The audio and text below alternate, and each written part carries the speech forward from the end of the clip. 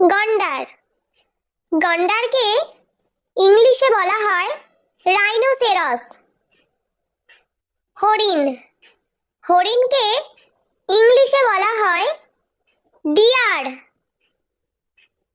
খ্যাঁকশিয়াল। খ্যাঁকশিয়ালকে ইংলিশে বলা হয় ফক্স।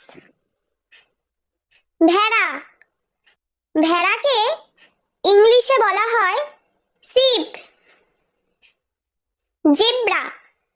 জেব্রাকে ইংলিশে বলা হয় জেব্রা। কাঙ্গারু। কাঙ্গারুকে ইংলিশে বলা হয় ক্যাঙ্গারু। খরগোশ। খরগোশকে ইংলিশে বলা হয় র্যাবিট। কাঠবিড়ালি। কাঠবিড়ালিকে ইংলিশে বলা হয় স্কুইরল।